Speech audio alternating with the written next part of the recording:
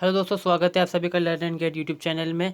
आज की वीडियो में हम बात करने वाले हैं क्रिस मिशन ऑफ 1946 के बारे में।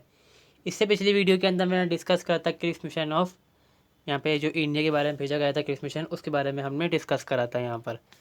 तो यहाँ पर जो ये कैबिनेट मिशन है, ये होता क्या है दरअसल, इसका बैकग्राउंड थोड़ा सा यहाँ पर हम जान लेते हैं पहले।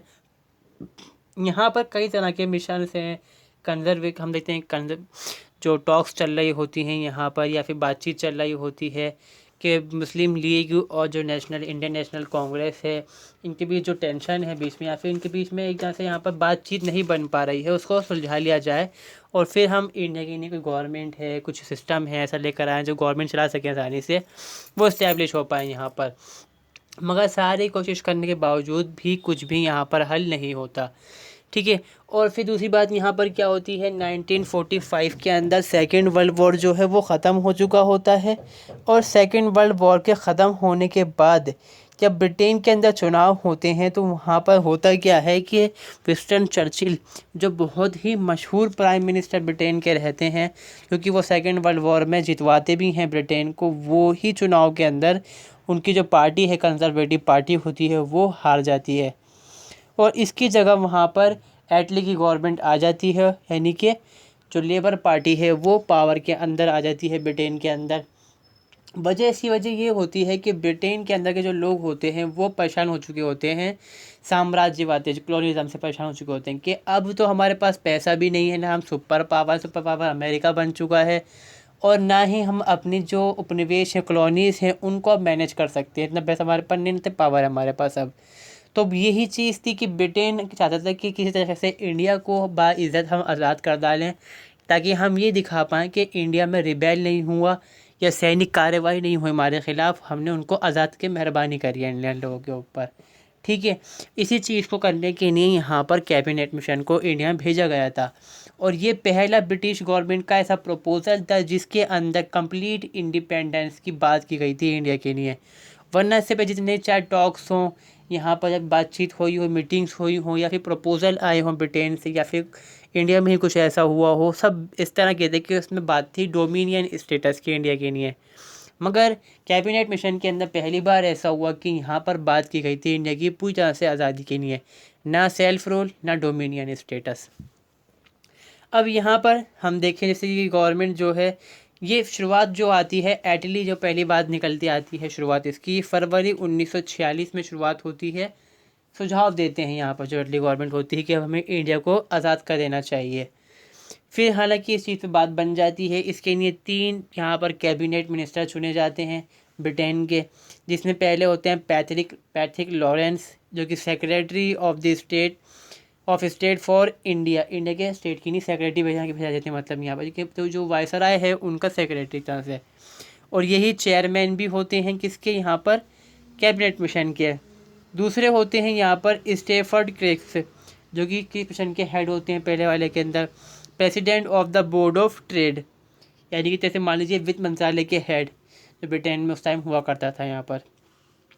तीसरे होते हैं यहाँ पर A.V. Alexander, first Lord of the Admiralty, ठीक है, यानी कि जो नेवी है उसके हेड एक तरह से अलेक्जेंडर। तो ये 3 लोग होते हैं, ख़ास लोग होते हैं, कैबिनेट के ही हिस्सा होते हैं, बाकी पार्लियामेंट जो थी ब्रिटेन उसका हिस्सा होते हैं। तो हम देख सकते हैं कि काफ़ी समझदार एक्सपीरियंस लोग यहाँ पर इंडिया भेजे जाते हैं। अब ये जो मिशन है इंडिया में पहुँचता है 24 मार्च 1946 में, दिल्ली में ये आ जाते हैं। फिर जैसे ही यहाँ पर ये आते हैं, या अपनी कार्रवाई जो अपने को करना होता है वो शुरू कर डालते हैं। इसके लिए ये क्या करते हैं, डिस्कशन चलता है इनका, जितनी भी इंडिया के अंदर पार्टीज होती हैं पॉलिटिकल, सबसे बातचीत ये करते हैं कि अब हम इंडिया को आज़ाद करने वाले हैं, हमें आपसे कोई मिलकर हमें कोई ऐसी योजना बनानी है, कोई ऐसी मशीनरी बनानी है कि इंडिया में जो पावर ट्रांसफ़र है वो इंडिया की गवर्नमेंट को, जो इंडियन से उनको कर दिया जाए। मुस्लिम लीग्स हैं और जो इंडियन नेशनल कांग्रेस है, इनके बीच तो हम जानते ही हैं कि खटपट पहले से बन रही होती, लड़ाई चल रही होती है। मुस्लिम लीग चाहती है कि इंडिया के टुकड़े हो जाएं, इंडियन नेशनल कांग्रेस चाहती है कि इंडिया यूनाइट रहे यहाँ पर। इसी चीज़ के चलते, और जब दूसरी पार्टीज़ भी यहाँ पर होती हैं उनके अपने अपने सजेशन होते हैं, तो यहाँ पर किसी भी ये फाइनल डिसीजन पे नहीं पहुँच पाते, कोई भी इस पर अग्री नहीं हो पाता किसी एक पॉइंट के ऊपर सही से।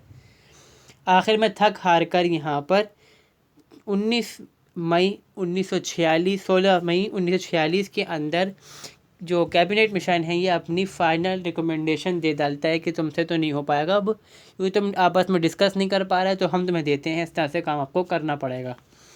इसमें क्या क्या रिकमेंडेशन दी जाती हैं? पहला प्रपोजल हम यहाँ पर ये देखते हैं कि ये रिजेक्ट कर डालते हैं फुल फ्लैज पाकिस्तान के बारे में, कि हम पाकिस्तान बनाकर नहीं देंगे बिल्कुल भी।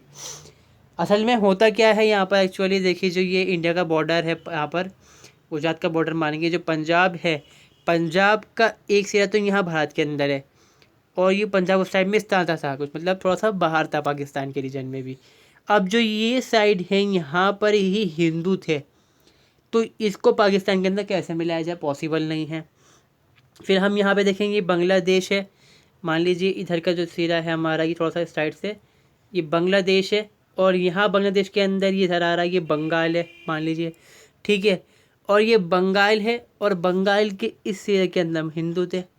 जो पाकिस्तान के अंदर जाया था पश्चिमी पाकिस्तान था, सॉरी जो पूरी पाकिस्तान था। तो भाई ये बनाना ही मुश्किल था कि भाई जो हिंदू थे इनको मुस्लिम मेजॉरिटीज़ एरियाज़ के अंदर कैसे लेके चले जाएंगे, क्योंकि उनकी पॉलिसी के ख़िलाफ़ था, पार्टीशन के ख़िलाफ़ था ये तो। फिर दूसरी प्रॉब्लम ये थी कि जो दो देश बन जाएंगे, दो ही टुकड़े, एक देश के दो टुकड़े बनेंगे, उनमें कम्युनिकेशन कैसे होगा, उनकी आर्मी का एक हेडक्वार्टर कैसे होगा, बहुत सारी ऐसी प्रॉब्लम्स थी, उनको ठुकरा दिया गया इनकी डिमांड को। फिर बाद में ये कहा गया इसी के अंदर कि हम एक सेंट्रलाइज कमांड या फिर अथॉरिटी बनाएंगे, यानी कि सेंट्रल गवर्नमेंट बनाई जाएगी, यूनियन फेडरल गवर्नमेंट। इस गवर्नमेंट के पास किस चीज़ का काम होगा? डिफेंस का, कम्युनिकेशन का एंड एक्सटर्नल अफेयर का, इसके अलावा कुछ भी नहीं होगा इसके पास। मतलब कोई ख़ास पावर इनके पास नहीं होगी। जो ख़ास पावर होती है वो होती है रेवेन्यू, सबसे ज़्यादा पावर, कि आप टैक्स कलेक्ट कर सकते हैं यहाँ पर। तो ये चीज़ सेंट्रल गवर्नमेंट के पास नहीं थी यहाँ पर। ये एक तरह से यूनियन बनाई गई थी जिसमें जो सेंट्रल जो गवर्नमेंट है, फेडरल गवर्नमेंट है, बहुत ज़्यादा कमज़ोर होगी। वहीं पर जो प्रोविंस होंगी उनके पास पूरी तरह से ऑटोनॉमी होगी, रेसिडुअल पावर होगी। रेसिडुअल पावर मतलब कि जो केंद्र सूची है, जो राज्य सूची है, जो बचती हैं ताकतें, जो काम बचते हैं, वो सारे इनके पास होंगे, ठीक है।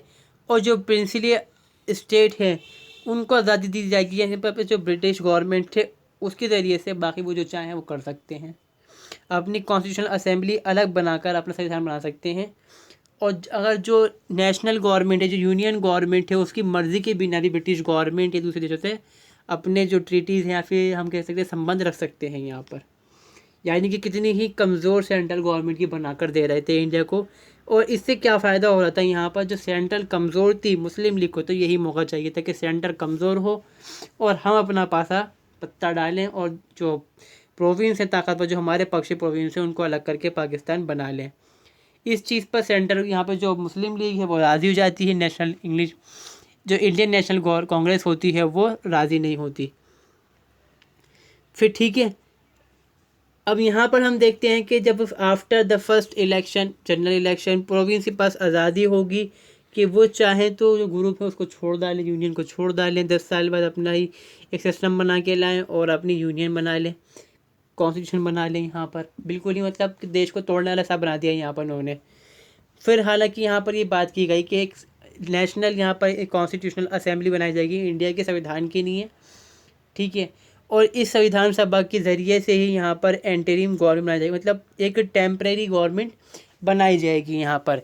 जो ये टेम्परेरी गवर्नमेंट होगी यही जब तक देश का संविधान नहीं बन जाता देश को चलाएगी, क्योंकि हम अभी जो एंटरिम गवर्नमेंट होगी जो उसका हेड होगा वो वायसरॉय ही होगा यहाँ पर, जो ब्रिटेन का गवर्नर जनरल है यहाँ पर। अब जो ये प्रोविंस हैं, चुनाव तो होने हैं।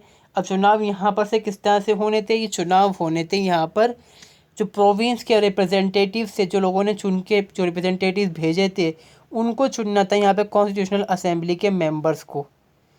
इसके लिए क्या किया गया, यहाँ पर जो प्रोविंस थी उनको 3 हिस्सों के अंदर बांटा गया, ग्रुप ए, ग्रुप बी और ग्रुप सी। ग्रुप ए के अंदर कौन कौन से यहाँ पर प्रोविंस थे? मद्रास, द सेंट्रल प्रोविंस, यानी कि मध्य प्रदेश के आसपास का इलाका, गुजरात थोड़ा राजस्थान मिलता हुआ इसमें, उत्तर प्रदेश, बिहार, बॉम्बे एंड उड़ीसा। अब ये सारे जितने भी एरिया हैं ये कांग्रेस डोमिनेटेड हैं और जो मेजॉरिटी यहाँ पर है वो हिंदूज लोगों की है।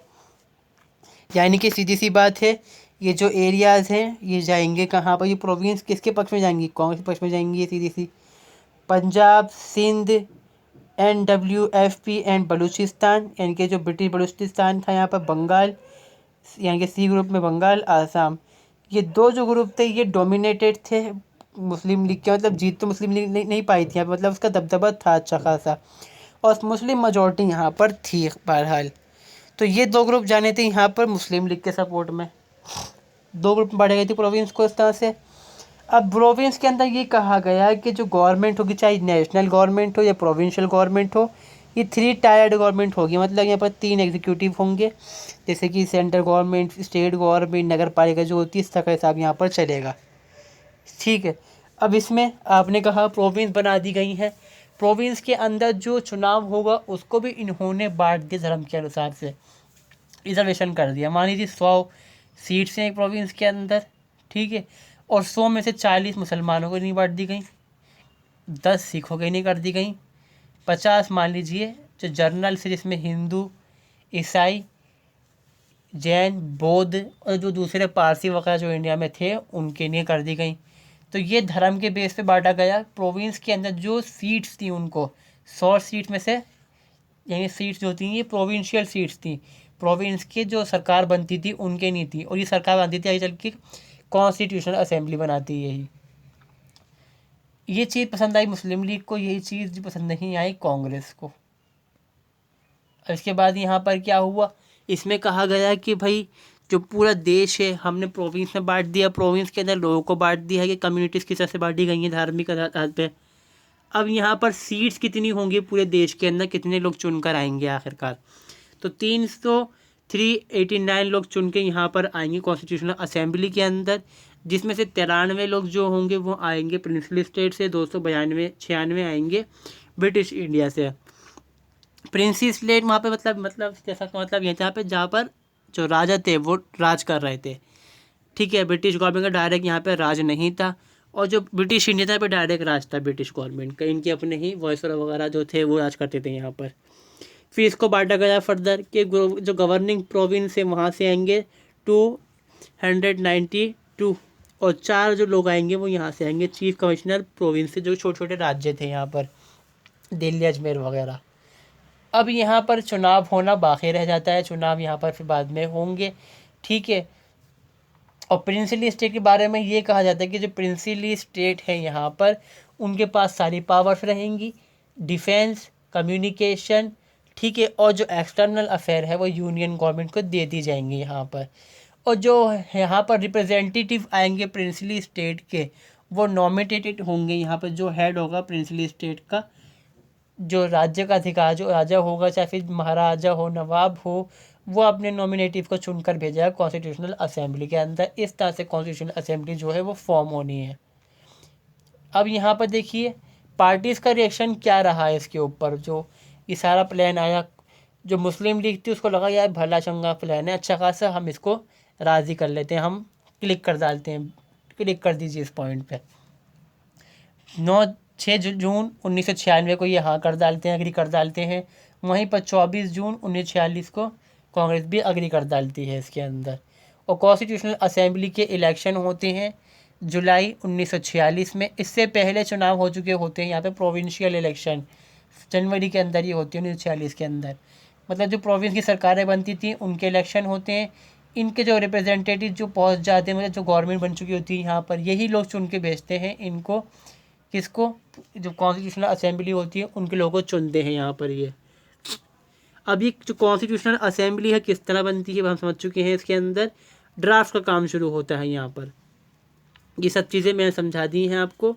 ये चीज़ एक रह गई थी यहाँ पर कि एक सीट के ऊपर कितने लोग वोट देंगे। एक सीट के ऊपर 10 लाख जो यहाँ पर लोग होंगे, मतलब 10 लाख लोगों के ऊपर एक सीट होगी वहाँ पर। अब ये नहीं था कि 10 लाख लोग वोट ही देंगे, 10 लाख वोट तो देते ही नहीं थे उस ज़माने के अंदर, जो पैसे वाले थे, पढ़े लिखे थे, वो वोट देते थे उस टाइम वोट। चुनाव के बाद क्या होता है, यहाँ पर इलेक्शन होते हैं।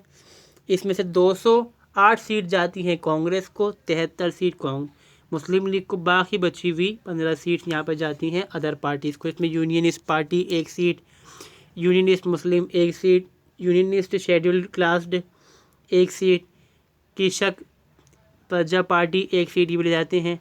Schedule class federation party 1 seat, Sikh non Congress party 1 seat, communist party की 1 सीट और बाकी जो इंडिपेंडेंट लोग होते हैं वो 8 खड़े होते हैं। वो चुनाव में जीत कर 15 सीटों को तो काट डालते हैं और कुल मिला के 296 सीटें ये हो जाती हैं।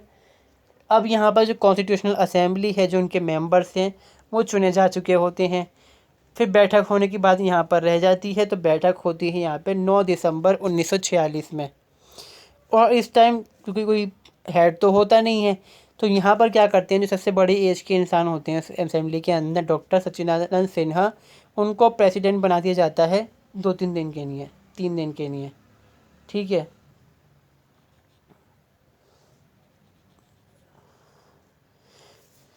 फिर 11 दिसंबर 1946 को दूसरी बैठक होती है यहाँ पर, जिसके अंदर डॉक्टर राजेंद्र प्रसाद को कॉन्स्टिट्यूशनल असेंबली का प्रेसिडेंट बना दिया जाता है। अब यहाँ पर क्या होता है कि जो प्रिंसली स्टेट हैं वो पार्टिसिपेट ही नहीं करते और मुस्लिम लीग बायकॉट कर डालती है इसको।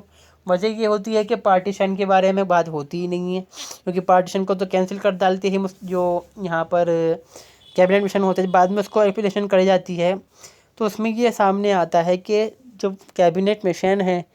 और फिर दूसरी बात यहाँ पर एक चीज़ और होती है कि जो कांग्रेस होती है वो ये कहती है मेजोरिटी के अंदर है, कांग्रेस कहती है मेजोरिटी के अंदर है असेंबली के अंदर, इसलिए जो हम बात कर रहे हैं वीक सेंटर की उसको तो हम गायब ही कर डालेंगे, सेंटर कर देंगे मजबूत, प्रोविंस कर देंगे कमज़ोर। तो मुस्लिम लीग भी बायकॉट कर डालती है और आखिरकार 211 लोग ही सिर्फ शामिल होते हैं और पहली बैठक हो जाती है। और जो ये इंटरिम जो कॉन्स्टिट्यूशनल असेंबली होती है यही इंटरिम गवर्नमेंट बनाती है, यानी कि जो टेम्परेरी गवर्नमेंट होती है, जिसमें यहाँ पर ये लोग शामिल होते हैं। यहाँ पर जवाहरलाल नेहरू बनते हैं इसमें vice president of council external affair and Commonwealth relation, यानी कि मान लीजिए कुछ हद तक प्राइम मिनिस्टर उस टाइम में नहीं हुआ करता, क्योंकि viceroy of India he head था गवर्नमेंट का, स्टेट का भी और हेड का भी।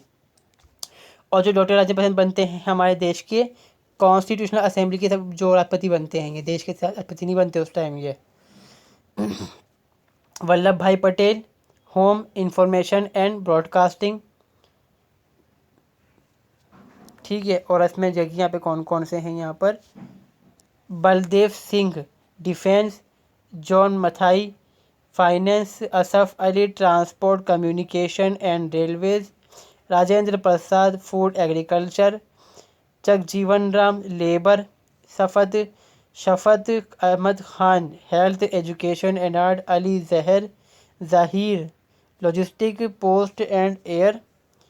दूसरे हैं यहाँ पे Chakravarti Rajagopalachari industry and supplies. फिर बचते हैं यहाँ पर हमारे Suraj Chandra Bose worker mines and power, Cooverji होमसर जी भाभा कॉमर्स के ये मिनिस्टर बनते हैं। बाद में ही चेंजेस होते हैं जब यहाँ पे बंटवारा हो जाता है देश का। अब यहाँ पे जब मुस्लिम लीग है वो बाइकआउट तो कर चुकी होती है इस बैठक का, और जो बाद में भी वो शामिल नहीं होते यहाँ पर। तो यहाँ पर क्या होता है, 27 जुलाई 1946 के दिन जो मोहम्मद अली जिन्ना होते हैं वो बॉम्बे में काउंसिल चल रही होती है, और वो कहते हैं कि अब जो असेंबली सब छोड़ो, बाहर निकलो, रोड पे निकल आओ और डायरेक्ट एक्शन करो पाकिस्तान के लिए, पाकिस्तान इस तरह से मिलेगा आपको। और डायरेक्ट एक्शन डे भी मनाया जाता है। फिर आप जानते हैं कि कितनी हत्याएं होती हैं बंगाल और पंजाब में ख़ासकर। तो ये इफ़ेक्ट रहे यहाँ पर कैबिनेट मिशन के ज़रिए से ही पहली जो कॉन्स्टिट्यूशनल असेंबली है बनती है, यहाँ पर पहली ही इंटरिम गवर्नमेंट भी बनती है हमारे देश की। और यहाँ पर सबसे ख़ास बात जो कैबिनेट मिशन के अंदर रहती है वो यही थी कि इसमें डोमिनियन स्टेटस कहीं पर भी नहीं था, आपको पूरी आज़ादी मिलनी थी यहाँ पर, ना ही सेल्फ रूल था यहाँ पर। जो मुस्लिम लीग है उसको एक्सेप्ट करती है और जो कांग्रेस है बाद में दोनों ही इसको डिनाई करते हैं, कुछ पॉइंट्स को। यहाँ पे मुस्लिम लीग तो बिल्कुल नहीं मानती। अब जो यहाँ बचता है डायरेक्ट एक्शन, इसी बारे में मैं अगली वीडियो बनाऊंगा, आप उस वीडियो को देखें ज़रूर। इसके लिए आपको ज़रूरी है कि चैनल को सब्सक्राइब कर लें, वीडियो अच्छे लगे तो लाइक करें, शेयर करें दोस्तों साथ। मिलते हैं दूसरी वीडियो में। Thanks for watching this video.